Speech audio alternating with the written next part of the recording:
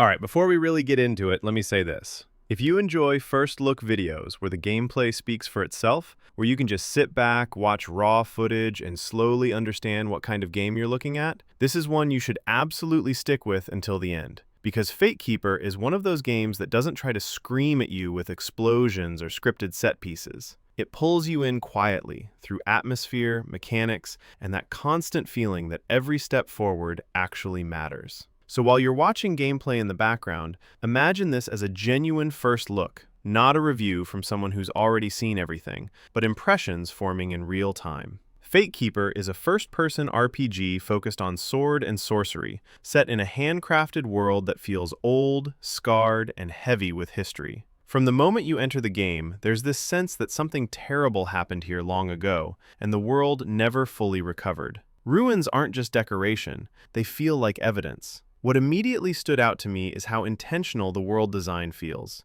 This isn't an open world bloated with markers and distractions. Instead, it's a more focused environment that still rewards exploration. You're moving through ancient battlegrounds, forests that feel untouched for centuries, underground caverns that seem to swallow light, and forgotten sanctuaries that hint at lost civilizations. And the cool part is that exploration isn't just for loot, it's for understanding the world. You find bits of lore, environmental storytelling, and relics that make you piece together what actually went wrong here. Gameplay-wise, Fatekeeper is very much about feel. Combat is first-person, and it leans heavily into deliberate melee and precise magic. Enemies aren't just health bars waiting to be drained. They have patterns, strengths, weaknesses, and if you rush in without thinking, the game will punish you for it. When you swing a weapon, there's weight behind it. Timing matters. Positioning matters. You can't just mash attacks and expect to survive. Magic plays a huge role too, but it's not overpowered in a way that breaks the game.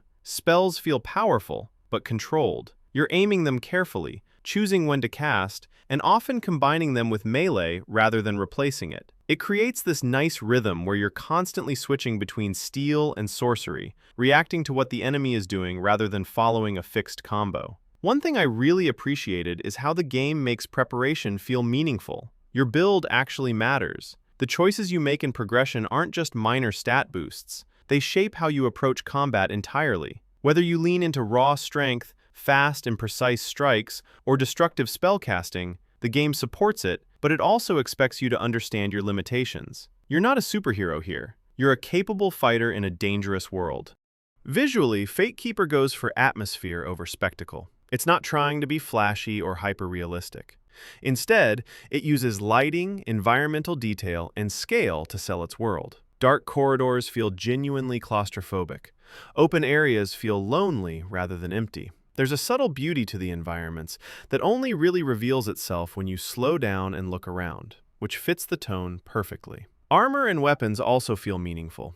You're not constantly swapping gear every 5 minutes just because numbers go up slightly. Each weapon, each piece of armor, feels like a tool you're meant to learn. Finding a new item isn't just exciting because it's stronger, but because it might open up a new way to play. Experimentation is encouraged, and the game doesn't lock you into one path too early. Another important thing to mention is that Fatekeeper is a single-player experience. There's no co-op here, and honestly, that feels like the right choice. The pacing, the atmosphere, the way the world unfolds, it all feels designed around solitude. You're meant to feel like a lone figure moving through the remains of something much bigger than you.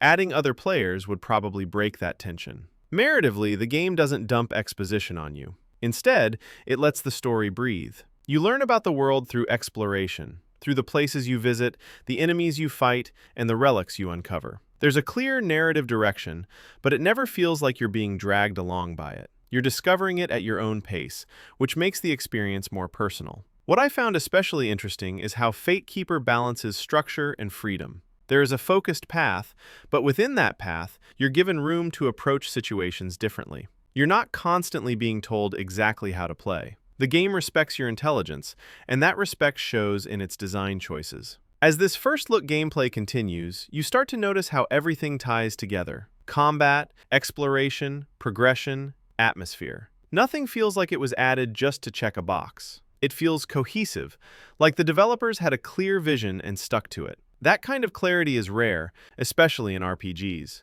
And this is where Fatekeeper really starts to shine. because once you understand its rhythm, the game becomes less about surviving moment to moment and more about mastering yourself within its systems. You begin to anticipate enemies. You start planning encounters before they happen. You choose gear not because it's new, but because it fits your approach. We're only scratching the surface here, though. There's still a lot to talk about. Deeper progression choices, how difficulty evolves, how the world reacts to your growth, and why this game might quietly become a favorite for fans of classic first-person RPGs. So let's keep going, because the more time you spend with Fatekeeper, the more it reveals. As you spend more time with Fatekeeper, something interesting starts to happen. The game slows you down in a good way. You stop rushing from objective to objective and start paying attention to how encounters are placed, how spaces are shaped, and how enemies are meant to be approached. It's the kind of design that quietly teaches you without ever popping up a tutorial window. You learn by failing, adjusting, and slowly getting better. Enemy variety becomes more apparent the deeper you go. Foes aren't just visually different, they demand different responses. Some push you aggressively, forcing quick reactions and tight melee timing. Others punish impatience, baiting you into attacks before countering hard. Magic-using enemies change the rhythm entirely, forcing you to think about positioning,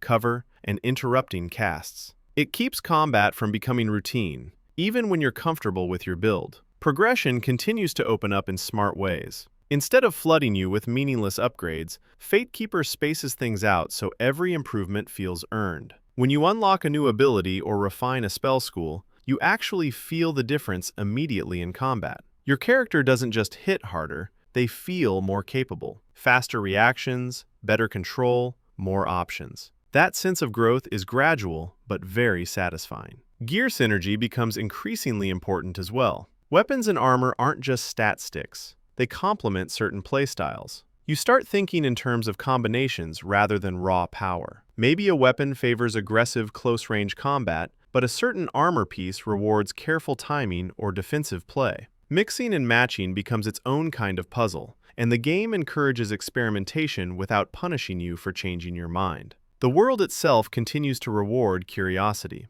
You'll often spot something just out of reach, a ledge, a doorway, a strange structure, and later realize you now have the tools to get there. Backtracking doesn't feel like filler because there's always a sense that you're uncovering something intentionally hidden. Lore fragments, relics, and optional encounters add layers to the story without forcing them on you. One thing that really stands out is how Fatekeeper handles difficulty.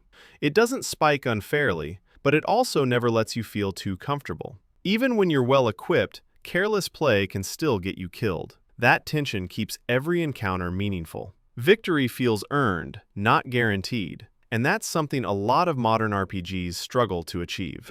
Visually, the longer you play, the more you notice the attention to environmental detail. Subtle lighting shifts, weather effects, and the way ruins blend into nature all help sell the idea of a world shaped by time and catastrophe. It's not flashy, but it's immersive. The game trusts atmosphere over spectacle, and that restraint works in its favor. Sound design continues to quietly do a lot of heavy lifting. The absence of constant music makes certain moments hit harder when sound does swell. The echo of footsteps in a cavern, the hum of magic before a spell is released, the clatter of steel during a close fight, all of it reinforces your presence in the world. You feel grounded, vulnerable, and alert. Narratively, the story remains understated but effective. Rather than long cutscenes or constant dialogue, Fatekeeper lets meaning emerge through context. You begin to understand the weight of past events, the cost of ambition, and the consequences of power without being directly told what to think. It respects the player's ability to interpret and reflect. What really surprised me is how cohesive everything feels. Combat, exploration, progression, and storytelling all serve the same tone. Nothing feels out of place. That consistency makes the experience more immersive the longer you stay in it. You're not jumping between disconnected systems, you're living inside one unified design. By the time you've spent several hours with Fatekeeper, you realize it's not trying to reinvent the genre. Instead, it's refining it. It takes familiar ideas from classic first-person RPGs and executes them with modern sensibilities, careful pacing, and a clear artistic vision. That confidence shows in every system. As a first-look experience, Fatekeeper leaves a strong impression. It feels like a game made for players who enjoy learning systems, mastering combat, and uncovering worlds piece by piece. It's patient, challenging, and rewarding in ways that don't rely on spectacle or hand-holding. And that's what makes it exciting. Not because it's loud or flashy, but because it knows exactly what kind of experience it wants to deliver, and commits to it fully. If this is only the beginning of what Fatekeeper has to offer, then it's absolutely a game worth keeping an eye on. And as more gameplay unfolds, I'm genuinely curious to see just how deep this world goes. That's it for this first look. If you enjoyed breaking down Fatekeeper with me, stick around. There's a lot more on the horizon.